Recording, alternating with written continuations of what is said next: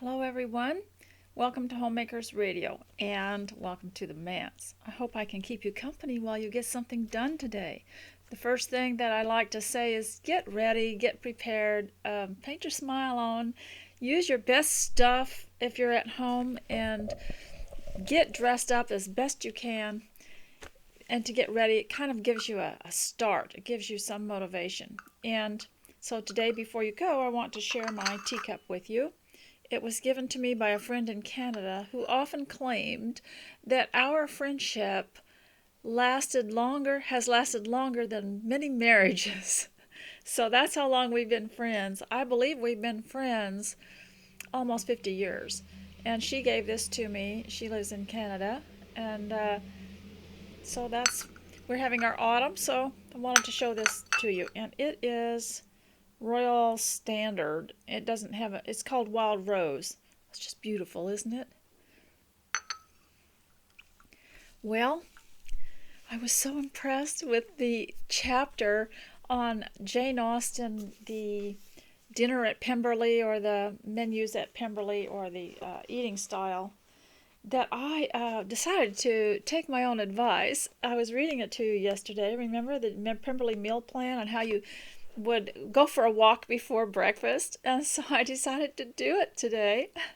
And it's very dull around here, and I was walking around thinking, because there was a overlaying mist and not you couldn't see much of the scenery, and I was walking around thinking I should not look at this like everybody else does. I should look at it as something in a story, and it's another Pemberley. And so I I was just so delighted that I took my little phone here and I listened to someone reading the unabridged edition of the first chapter of Pride and Prejudice while I was going for a walk, because there wasn't anything to listen to out there except rumbling farm trucks going by making all that racket.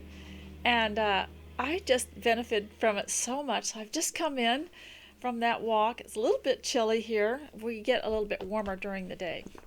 And so I want to encourage you to do that, and then also walk before your last meal of the day, the heavier meals of the day. And ladies, today I'm going to share with you a household hint. So after this, I have one more thing to show you, and then you can go and do something that you normally just would resist because you don't want to do it, or maybe it's repetitive, or it's just something not quite as interesting as you would like. I would rather paint pictures or sew beautiful clothing for my descendants and myself, or make up a play and entertain ourselves with something like that. But there's always the dishes and the laundry and the never-ending cycle. And there's always going to get groceries, and there's always other things that have to be done. And so I get about a 1/100th of a percent chance of doing something I'd really like to do during the day because of the amount of work there is. And a lot of you who have just come home from working a lifetime out there have probably discovered this. And so remember when I left you last time, I told you to do several things, and one is to have humor, laugh at something, and I found something to laugh at today. And I might leave you a link to it. I don't know if you'd appreciate it or not. It's Australian humor, and there's none like them, for humor. And to do something creative, and to do some praying and some kind of physical exercise. And I suggested that the rebounder. Now, all of you can get this. I just want to show it to you. It's in a little box like this. It's not very big. It's folded in half. The rebounder is folded in half inside of it, so you can store it away easily if you can figure out how to fold it back. I've never figured out how to fold it back, so I keep mine under the bed. But it's just small, and you can jump on this and just bounce on it. If you don't want to jump on it, sit on it and do some bouncing. Do something, because I have an announcement to make. I have declared we have on this channel and on the Homemaking radio station, on the broadcast. We have a new governor, and that governor is me. And so this is a day when I'm going to tell you about that, and that is that I got to thinking about the governors and the premiers and how they have all these edicts and these their non-legislative rules that have never been passed through the legislature and never made into laws, but everybody's frightened of them, and they have mandates. Over here in Oregon, they have a mandate, and that something is mandatory. No one ever gets arrested for not doing it, but it's mandatory, and everyone's frightened. Well, I got to thinking that sitting on the rebounder and bouncing on it, or even jumping a little bit, just standing there and bouncing, is antiviral. So as governor now of this radio program, I am going to make it mandatory for you to get yourself something to bounce on, so that you can have that antiviral activity. And then the other antiviral activity was laughter. So you have to laugh at something every day. Get your rebound. You probably have this and it's stored away somewhere. Get your rebounder out, the little trampoline out, and those are my two my mandates for you. And there was one more, and I think it was being creative. And so I can mandate that to you also. So I'm the governor of the territory around me here, and that was my mandate. So if anyone comes to the door and tells me that there's some kind of mandate for mask wearing or something else, I'll just give them a list. In fact, I think I'll print it out, make it look real official, and give them my mandates. So anyone who comes in contact with me and tries to boss me, I'm going to give them my mandates as governor. So now the other thing is that I have a household hint for you. And I got this from Imperfect Foods. As you know, I receive Imperfect Foods every week. I get the small box, and I love having the groceries come to my door. And it's you can pick any kind you want. You can have a really organic, or you can have a combination. You can have packaged stuff. You can have anything you want. I always get the organic fruits and vegetables and fish, salmon and meat, and the juices. I love the grapefruit juice, the Imperfect Foods grapefruit juice and orange juice. Well, one of their emails came in reminding me to order when it's my turn to order, and it had a link to how you could make a home cleaner that was pleasant. And they suggested taking your orange peels, chopping them up, and putting them in a jar of vinegar for quite a while, and then straining them out and putting them in a spray bottle. Well, what I did was I chopped mine up and just put them straight in the spray bottle, because I'm not going to wait 2 weeks or whatever. And this has made the best smelling cleaner. Now, on the glass top stove, it leaves a tiny bit of a streak, because orange peels do have oil in them, but not enough to notice. So I use it on my cabinet tops, I use it in my bathroom sink, I use it on the tub, I use it on the floor, and so I'm happy with it. So that's all I did, and it's just sitting in there. And you can use, I suppose you could use the chopped orange peels, lime and lemon and grapefruit, but these are orange. So ladies, that's just your hint for today. I'm not going to mandate it, but okay. So now, because I liked that so much, and I mentioned being creative, and we have a paper bag challenge going on between myself and my descendants. It was just as much for me as it was for them, because I've always wanted to do more with the paper bags. Now, our paper bags they're rather thick, but then we have this other paper. Darn, I didn't bring it with me. But we have this other paper that's tucked in the Imperfect Foods bags, and it's rather ruffled and wrinkled, and I just would like to challenge myself to do something with it. It's going to just end up in you're going to either put it in the landfill or your burn pile at home if you live in the country. So, do you know these? Do you ever go? I had a bunch of these. Do you ever go to Hobby Lobby, Joann's, or anything like that, or any kind of place where you tear off something like this that's right next to the fabric that you make it with? or making a scarf or something like this would be right next to the knitting area. And so I, over the years, have torn them off and brought them home and not thrown them away. I didn't ever get to make them all, but I liked having them, and I liked the picture. The pictures always inspired me. And there's one of the, remember when this scarf was all the rage? Well, I saved all of these and sometimes go back to them and look at them to get ideas. And but they were always just kind of stacked up and kind of shoved in a bookshelf or something, and in my sewing room area, in the sewing books, and I wasn't happy with how they were being stored.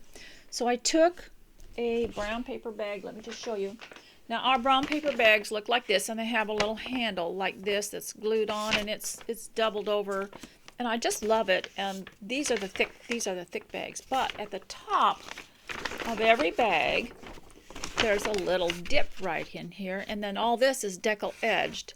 So I wondered how I could make something to put these little brochures in, and I took the handle off, and then I cut the piece of paper, and you know I've used chalk pen on this plus some glitter paint, craft paint. So it's like a wall pocket, and you can hang it up somewhere in your sewing room. And I just taped it all together in the back like that, and then my little papers fit just perfect. So I want to show you what I put in it because it's so cute. You know, I'm going to do this. It's how to make a tent without sewing it out of the fleece fabric, and I want to make one of that because I love little booths and hidey holes and things like that. And I'm just going to, what am I going to do? Well, here, let me show you. There's another one. I got these from Hobby Lobby. They're very pretty. And this one was about camping in the house, and I'm sure you've all done this, but I always believe you don't ask little kids to do things unless you've done them yourself. And I saw the cutest tent made out of that stuff here, and I don't want a bunch of equipment around, like I don't want any of that PVC pipe or anything, so I have to figure out a way. I'm just going to use a coat hanger to hang it up, and it'll just be a fold away thing, but I'm going to make one for myself, and then I'm going to sit inside. I'm going to put a chair inside of it, and I'm going to sit in there and read a book just to see what it would be like.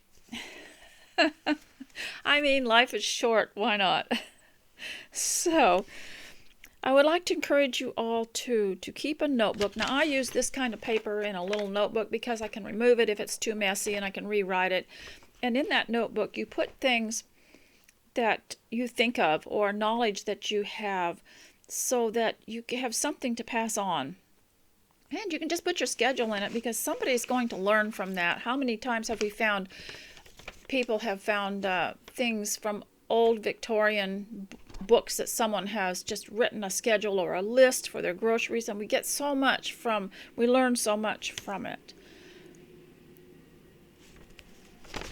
For example, with this other thing, with this little wall pocket that I made, I remember bringing this home, and it was made with the fleece fabric, and I actually made the cushion, but I wanted to save it all.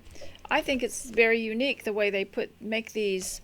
Like, here's one here. I wanted to show you this one because it's so pretty, and it's Once Upon a Bloom. It's from Hobby Lobby, and it's crafting with faux flowers. And in the inside, I just thought it might be nice to save. Maybe it would give some young person a bit of inspiration, a few ideas. It's always nice to look at a picture when you think of something. This one was how to see. I liked this one a lot, and it was using flowers, using fake flowers around for summer decorations and other things. And I've done some of these projects before. And also, I wanted to, when you all remember that I had been talking about the train trip that I had for my children and grandchildren, because I measured the manse across, and it was the exact width of a train, an old-fashioned train, from that wall to that wall. So I thought, well, we could do a pretend train trip, although they got into it so much that it was just so real to them. And when they lost one of them lost their ticket, he called home and he was almost in tears. He wanted his mother to make sure she brought his ticket. And so someone was listening to that, and I want to read her email to me because it really made me I was very interested. What a great idea she had. She said, I was listening to your videos. Now her name is Mary Lee. Thank you, Mary Lee. You gave me content today. I was listening to your videos on your train vacation at your home. When two of my grandchildren, who are 5th and 6th grade, wanted to come for a weekend visit, your videos inspired me to have a cooking school for the weekend. What a great idea! What a great idea! They were very thrilled with the idea. They have often cooked with me, but this time I made it in line with your ideas. I chose to do a do-it-yourself food box like HelloFresh. On the HelloFresh site, they have recipes with amounts and instructions to make a meal. The grandchildren each made a meal from the HelloFresh instructions that would serve two. They were excited to make the meal themselves. It was baked chicken, mashed potatoes, and broccoli. It was not a competition. They just wanted to know how Grandpa and I like each of their dishes. My husband is a diabetic, and it did not seem to bother them. Now let me just go back because this is a two-part. This is just a two-part letter that it did not seem to bother them to make the cheesecake with almond flour, Truvia, a chia seed blueberry topping, and they ate it and liked it. Yes, I use almond flour almost exclusively now. My husband loves it. His naturopath doctor wanted him to eat less of the wheat, and so I make things every day in my little toaster oven. And chia seed blueberry topping, and they ate it and liked it. They also made fish taco with ingredients that they do not usually use at home. We did a vitamin C experiment that flopped, but they enjoyed it. You know, there was a vitamin C recipe for making vitamin C oil to put on your face, but you had to have an ingredient you had to order because you didn't have it around the home. We watched 2 of Chef Ramsay's MasterChef Junior TV shows. I chose the early ones that I knew were suitable. This weekend was a success, and I wanted to let you know how much your idea inspired me to make a special time for the children. Okay, well, I am now thinking of what I'm going to do for the next visit, because I have to turn the manse into something. And she turned her home into a cooking school. How exciting! You know, the children must have been saying, we're going to cooking school at Grandma's house. Oh, how exciting. I had thought of making it a homestead weekend, or a homestead maybe 3 or 4 days during the week, and they would eat homestead food and a lot of salmon and things, potatoes from the garden and things we would have had then, and we would have some homestead activities that we would do outdoors or indoors. You know, I just might do that. Send them out some invitations for a few homestead days. But that really did inspire me. So thank you so much. And I'm sure others have written to me that I haven't read that have had really good ideas too. I'm just now getting more organized where I can be more coordinated and use my phone at the same time. So I was really inspired by the last episode of the Jane Austen diet, because it was talking about the menus at Pemberley and the way they ate and walked before they ate, and there was an amount of time spent between eating, and they didn't graze all day like people do today, and how much better health that they had. So one thing we can do in this war is pray for the best health for our loved ones and for our family. I know there's millions of things to pray for, isn't there? But I would just say, if you get overwhelmed, if you get tense, pray for your family members, every one of them by name, and pray for their health. Pray for their teeth. Pray for everything about them that will help them be strong and healthy, because it will help their minds, help them to make the best decisions in their lives if their bodies are healthy. And I have already been on my trampoline this morning trying to live what I teach, and only just a few minutes, but feel already like my memory's a little bit better. So now, Brian Kozlowski, please keep writing this stuff. There's not enough to read here, but I'll read some of the chapters I have skipped, and this one is called Austin Eats Sugar. Well, just the word sugar makes my teeth ache.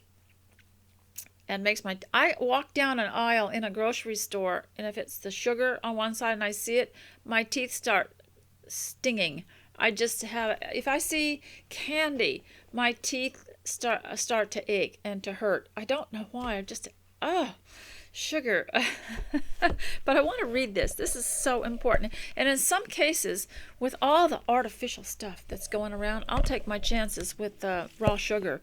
If I have to have something that's got it in it, a muffin or something, I'll take my chances with the real thing. So Austin Eats Sugar. Now, I don't know how much I can read about this today, but I'm so thrilled that you came to listen, and I'm just so honored that you came. And these days, they're so nice, because we used to be able to hear a speaker, you'd have to hire her and pay her way clear across the country, and then you'd have to gather up a bunch of church ladies and convince them to come, and it would be quite a hectic weekend. And now all you have to do is go and find somebody to listen to, and there she is. And you can be home, you can be with your children, you don't have to be absent from the house, and you can keep your eye on everything. So Austin Eats Sugar. Now you're going to be surprised how this, if you haven't read it, you're going to be surprised how this works. Oh dear, Mr. Woodhouse is a party pooping again. Yeah, we used to call them party poopers when you were at a gathering and everyone was having a good time, and they'd say, well, there's too many sweets here, or something like that, and they just bring a downer on everything. It's the Westons' wedding day in Emma, and everyone is making merry with a slice of sugary cake. Now, Mrs. Weston was the teacher, nurse, companion of Emma while she was growing up, right? I'm thinking that's who she was, yes. Apparently a village-wide health hazard, according to Mr. Woodhouse.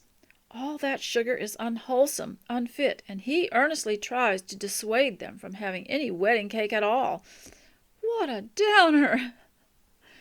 When that doesn't work, he calls in his personal diet coach, Mr. Perry, to back him up.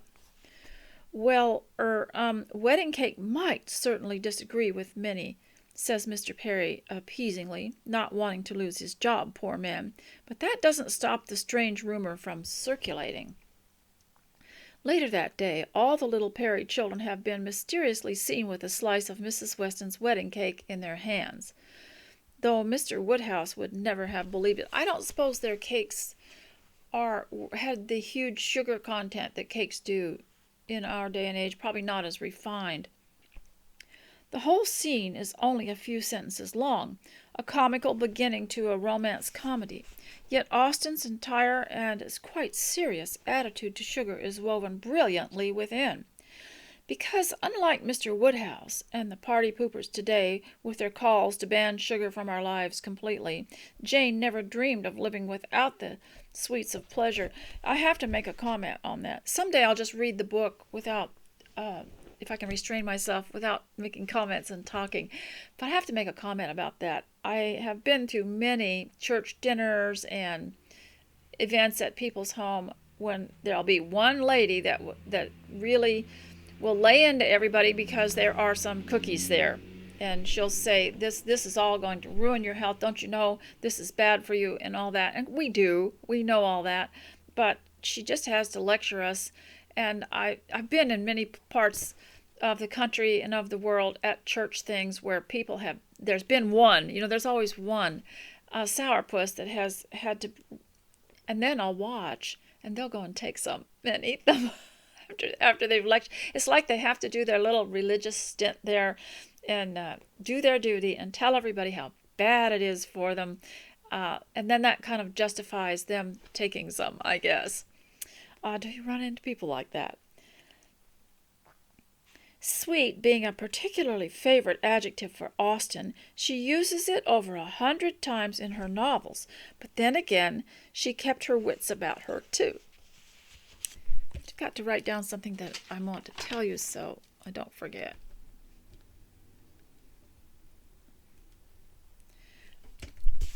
Sense and sweetness were two sides of the same coin for Jane, recognizing that a smart and happy life is best with a little bit of both. By all modern definitions, Austen was on a remarkably sensible sugar diet without ever being consciously aware of the fact. Her intake of sugar was dramatically less than that of the average American day, a whopping 75% less. And yet, you won't find a hint of sugary deprivation in her novels. Consider Mrs. Weston's wedding cake. Austen takes evident pleasure in telling us that every last crumb was eaten and fully enjoyed. Despite Mr. Woodhouse's protests, still the cake was eaten, all gone. With lock and key. The best way to appreciate Austen's unique relationship with sugar is to start with the obvious fact. Jane kept her sugar locked up. Yes, we're talking Fort Knox-style lockdown with sugar kept in secured closet in her house. Now, he has a footnote here, and I'd really like to look it up, but I didn't mark it, so it's going to take me a little bit longer. I'll just leave a footnote for you in the post. So if you are new here, please go and click the link in the description box and go over there to the page where I'm posting this video and listen to me there. And then on the page will be the other things that you'll need to look at.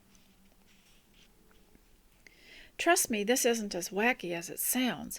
Everybody in the Regency era did it. Frankly, that we don't do it the same today, that we now buy bags of sugar more cheaply than dirt and keep large bowls of it handy on our countertops, would have been difficult for any Regency person to comprehend. Don't you remember? He probably mentions it here. I haven't read the chapter. He probably mentions it here when, in Sense and Sensibility, when Eleanor was keeping track of all their expenses and whether they could manage, and she said, well, we don't need sugar. Let's cross the sugar off the list. Fact is, sugar in Austen's England was still a great luxury, more like a delicious spice to be doled out in careful quantities. Sugar was exotic, coming from faraway places in Asia and across the Atlantic. Sir Thomas owns a large sugar plantation on the island of Antigua in Mansfield Park, and that made it expensive. You know, I wish I had known about these novels when I went to Antigua one time. I would have appreciated it more.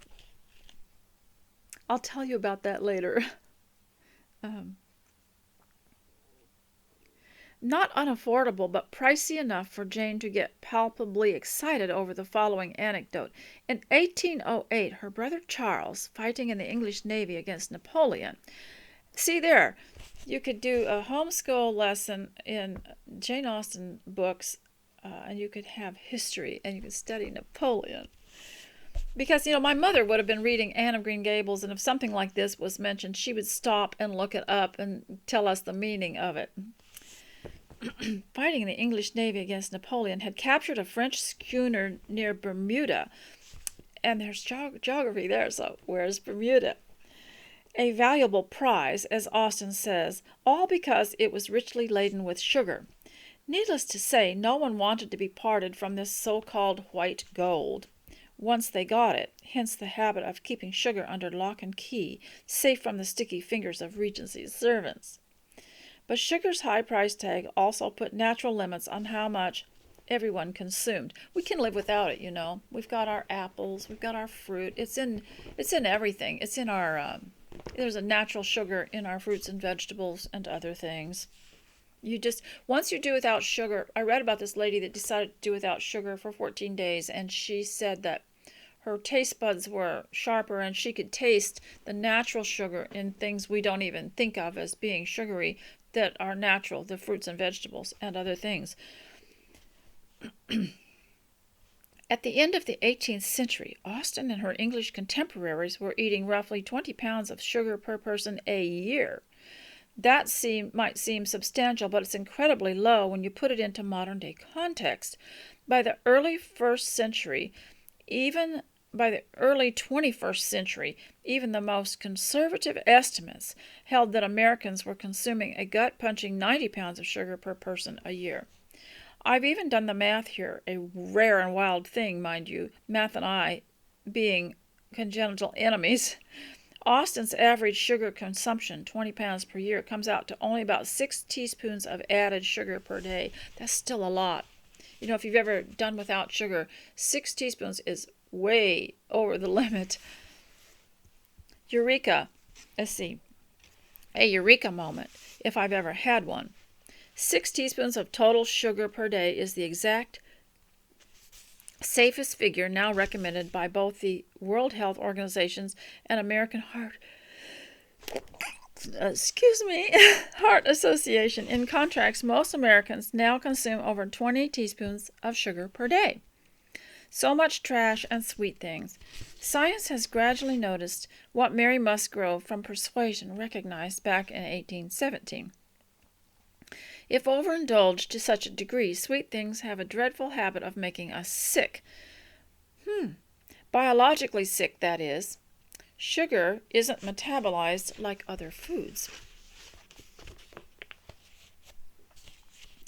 Whether it's a spoonful of white sugar, brown sugar, honey, agave nectar, or high fructose corn syrup, all sugar acts basically the same way in our bodies. About half of it heads straight to the liver to be processed, rather like alcohol. And you've heard of,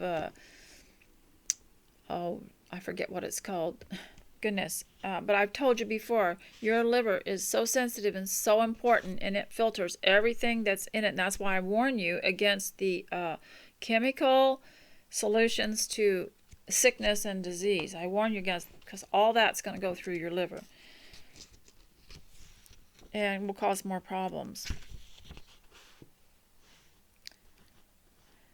The liver does its best to convert the sugar into energy, but it gets overwhelmed very quickly. The equivalent of a couple of pieces of fruit or less than a can of soda is about as much sugar energy your liver can store at any given time. The rest must go somewhere else. Most gets transformed into a less flattering form of energy, fat. You see, that's what I'm trying to get rid of right around my waist. I'm okay when I'm standing up. I look pretty fit, but the minute I sat down, this roll appears. I'm trying to get rid of that. For obvious reasons, converting sugar into fat isn't the healthiest process for your body to perform too frequently. There's a reason why modern sugar consumption and obesity rates have surged simultaneously, but there are less obvious reasons too. As with alcohol, too much sugar being constantly processed by your liver can create some outstandingly negative side effects. Fattening the liver, type 2 diabetes, high cholesterol, and heart disease from the increased fatty triglycerides in your blood. It's better to lose that weight naturally and stay away from all the drugs they try to use to cure it, prevent it, control it, because all that is just adding more trouble. And I know this from personal experience from relatives and friends that I have taken care of. So and Christians especially, they wouldn't some of them wouldn't touch a drop of alcohol. None of that would come near their lips. But when they take these medications, their liver ends up in the same kind of condition as an alcoholic. So be careful and check what you're doing, and ask yourself if God gave you something that's natural that will help you when your body needs help. High sugar diets can even wreck your natural bloom, to use a Regency expression. Excess sugar creates harmful byproducts in your body called advanced glycation end products, AGEs for short, causing, appropriately enough, accelerated aging of your skin. Eek! And I've had way too much of it indirectly too, not just teaspoon of sugar, but maybe in something that I didn't realize it. And you've got to watch things like your commercial bread. Read the package.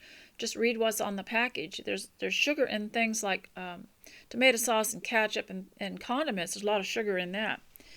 Even Regency doctors grasp the tricky reality of sweetness, noting the specific reality of sugar sickness, an old term for diabetes, wherever their patients' dependence on sweets got out of control, which explains Mr. Perry's intelligent response to the wedding cake controversy in Emma. With medical textbook accuracy, he acknowledges that the sugary cake might certainly disagree with many, perhaps most people, unless taken moderately. I've known people who remained quite thin even up into their old age, and they did have sugar, but they only ate it at weddings. And these days, there are not that many weddings anymore, are they? Nobody's taking the trouble very few people take the trouble to have a wedding with guests and cake. So it seems like if you said, I'm only going to have a wedding, I'm only going to eat cake at a wedding, you would be quite free. You'd be sugar free. But if you're from a big family like I am, you can't say, I'm only going to have cake at a birthday, because just about every month had a birthday, and some of the months had 2 birthdays.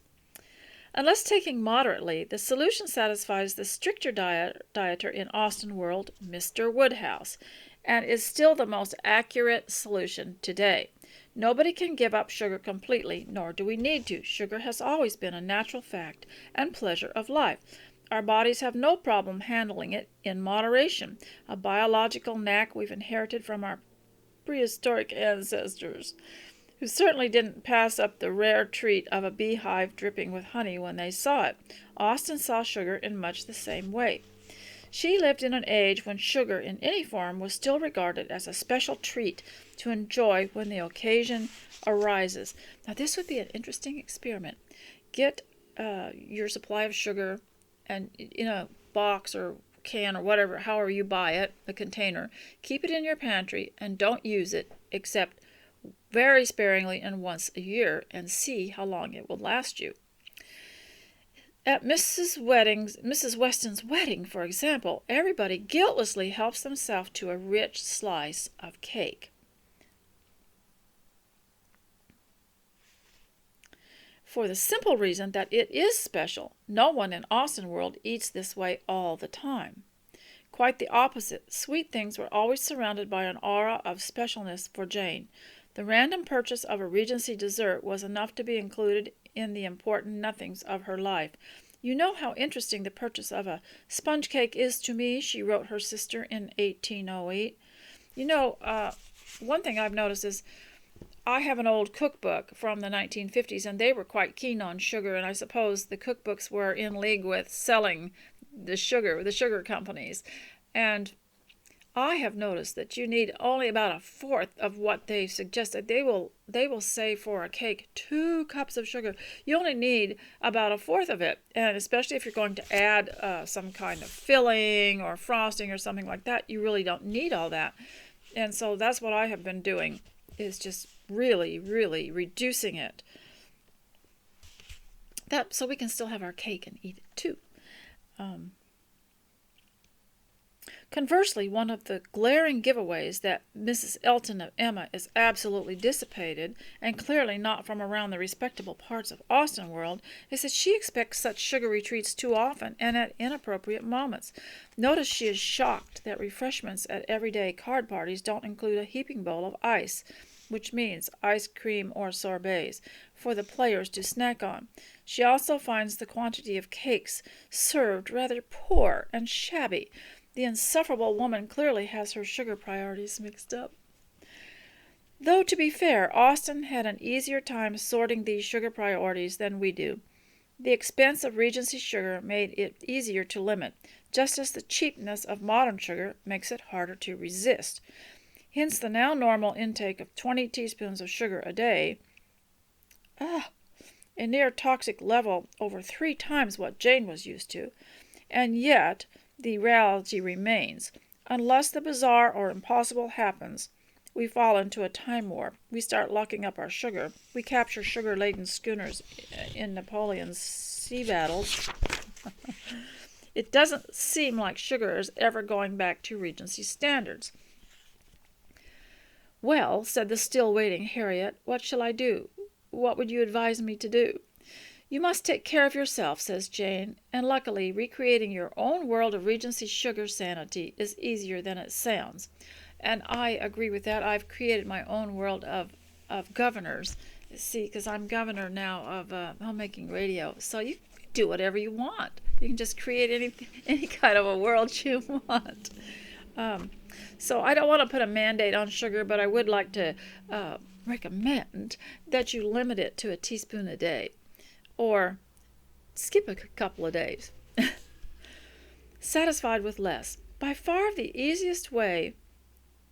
Below are the top 3 strategies Austen would have used to naturally limit her own sweet dependence and keep her sugar in a safe place. No locks, battles, or time warps needed. By far the easiest way to decrease your daily sugar intake is to increase your natural sugar sensitivity. How sweet you would prefer your food and drinks. And that's why I say, people go on these low-carb diets and they do away with sugar, but they don't do away with sweets. And they've got all this sweetener and stevia, which is natural, which is nice, but they just, people I have known just overdid it because they knew there were no calories in it. But the idea is to reduce your desire for sweet. And then you start tasting it in your radish and in your celery and in, of course, carrots, raw carrots, they're loaded with sugar. You can really taste it in those. And not have to have something added. So that's why I say a lot of people will substitute honey. I don't eat sugar, but I eat honey. Well, they're eating twice as much of that, and it's still sweet that has the same effect. It's processed differently, but it still can have the same effect. And so, by far the easiest way to decrease your daily sugar intake is to increase your natural sugar sensitivity, how sweet you prefer your food and drinks, because what might be normal for us, what we now call sweet, too sweet, or not sweet enough, simply wasn't the same in the Regency era. Too costly to use carelessly, Jane added sugar to her food and drinks with a purposefully light hand. Our sugar will last a great while, says Austen, congratulating herself on how careful she's been with stretching her family's supply. The practice was so common, it gave nearly everyone in the Regency era a much more heightened sense of sweetness than what we're used to today. In fact, the now acceptable sweetness of modern desserts and even savory foods like mustard, pickles, and salad dressings, those are just loaded with sugar, would have certainly fallen into the too sweet or even repulsive category for most Regency eaters. The good news, however, is that you can easily recalibrate your personal sugar sensitivity to these historically heightened levels.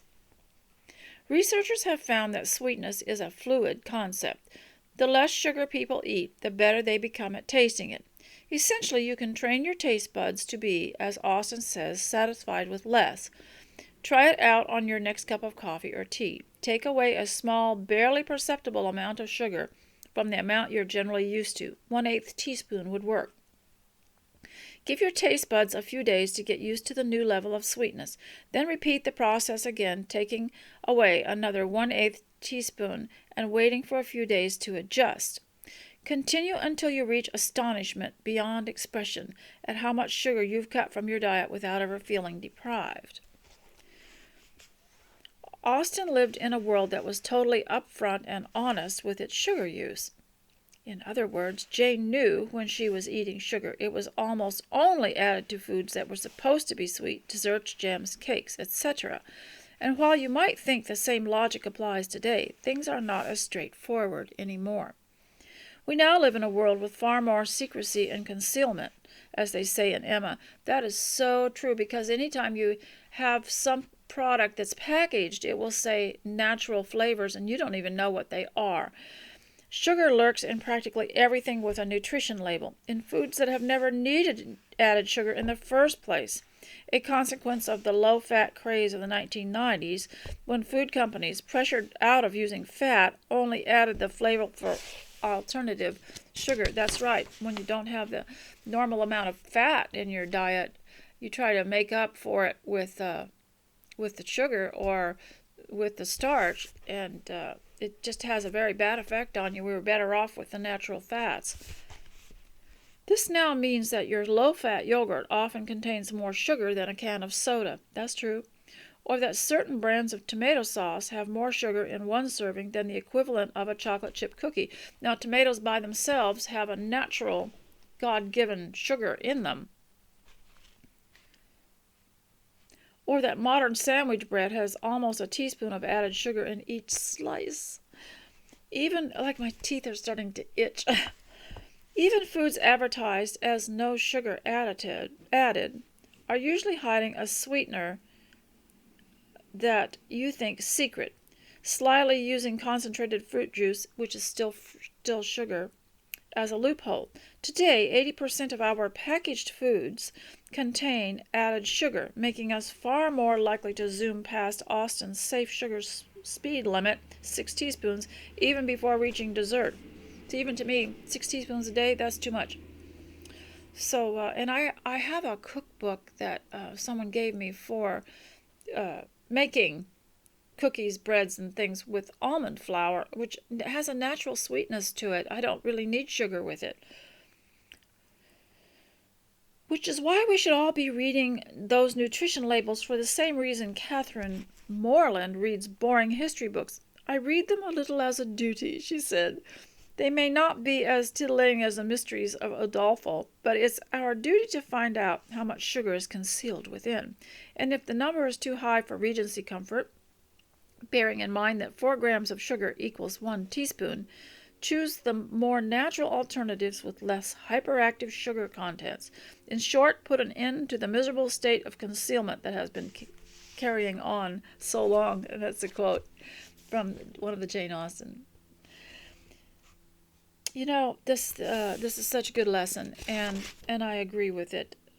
And we can still have sweets, but even then, once you discover there's apples and oranges and plums and things like that, you still have to be careful. You cannot you cannot just breed yourself on one kind of flavor. And if you've ever studied in homeschool, studied the tongue and where the taste buds are, and where the sour taste is and where the sweet taste is, and all the parts, you start to understand why you can't just raise a child on only sweet things.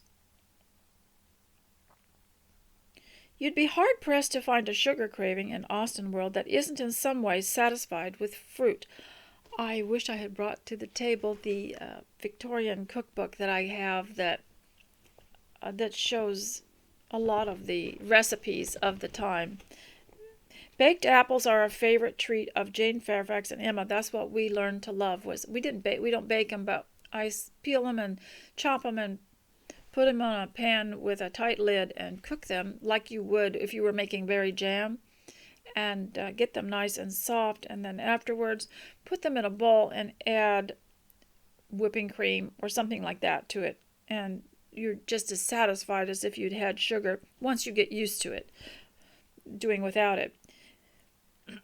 Baked apples are a favorite treat of Jane Fairfax and Emma. There is nothing she likes so well as these baked apples, says Miss Bates, prompting the most long-winded ode to apples in English literature. Then there's the cake served to Lizzie at Pemberley, duly accompanied with the finest fruits in season. Beautiful pyramids of grapes, nectarines, and peaches. Oh, we went to, with some friends, to a historical house in a nearby town, in a historical town.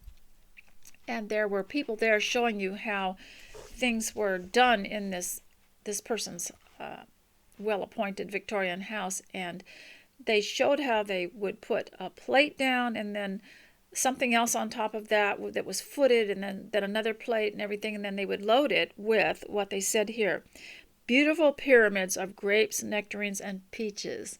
And it was just a delight to see that demonstration of how that was done. You know, you wouldn't have to cook, would you?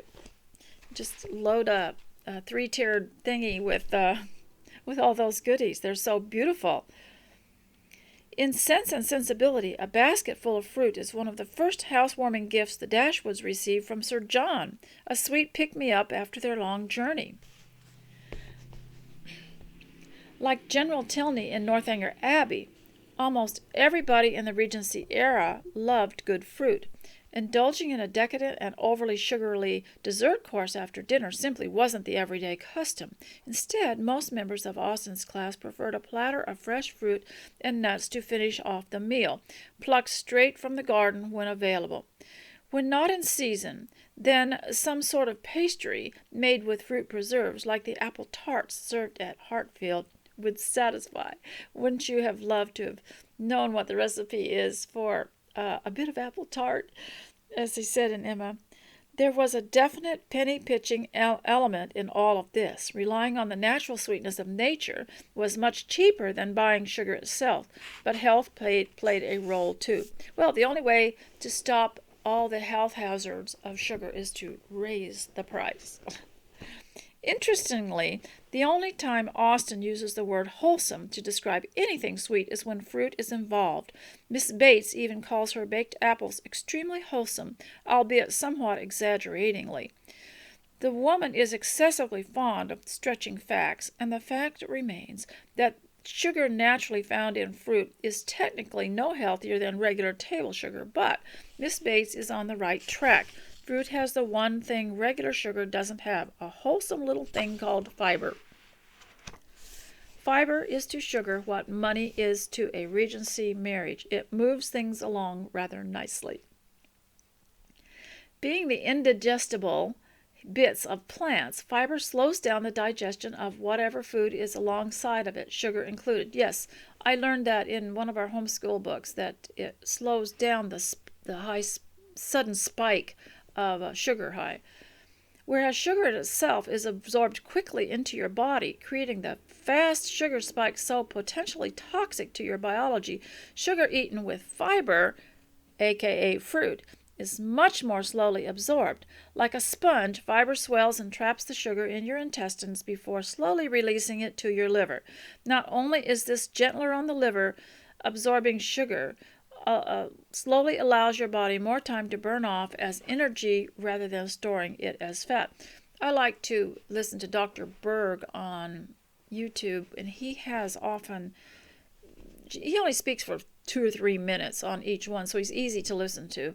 And he did mention once, if you got a pain in a certain part near your liver, that would just indicate that you had too much sugar. Nature cleverly reflects this principle. All fruits contain fiber, the only sugary treats with built-in safety brakes.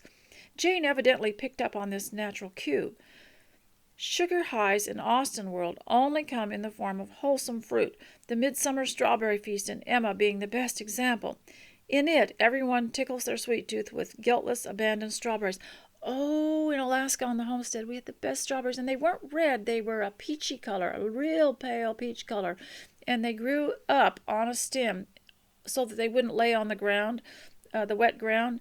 I haven't seen any around here, but I just loved them, and when you pick them, even though they were almost white, they had just this most natural, they tasted like cotton candy. And they like to grow around the tree roots, and in the forest, and they had I remember they had a stem that was like a hook, and they were just hanging there, so beautiful.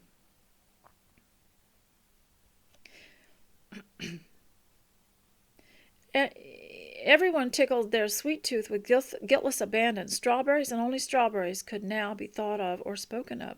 The best fruit in England, everybody's favorite, always wholesome. But the scene also hints at the dual secret of eating sugar with fiber. It fills you up faster and more effectively than sugar alone, which is exactly what happens in the strawberry stuffers in Emma. They soon experience the sugar safety brakes of nature. The strawberries may be delicious, they all say, but admittedly too rich to be eaten much of.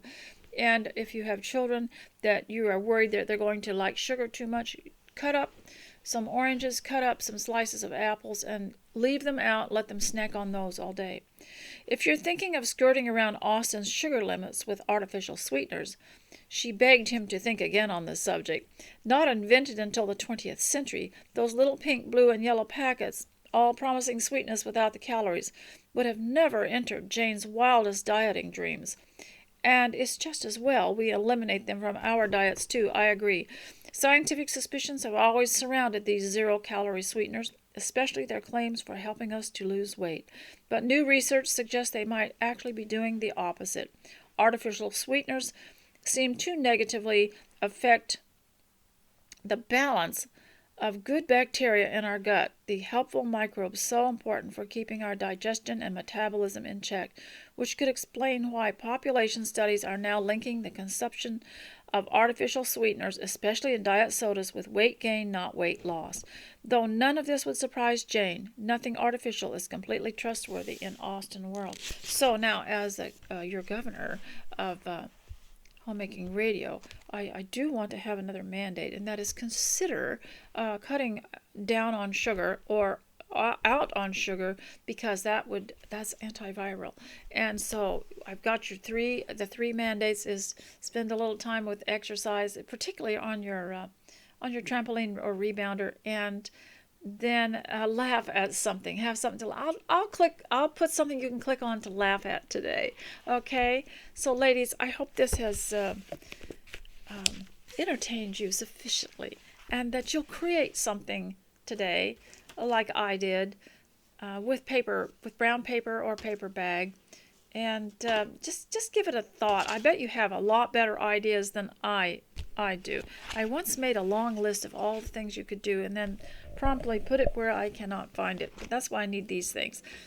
So, ladies, I hope you have a wonderful day, and I'll see you next time. Bye.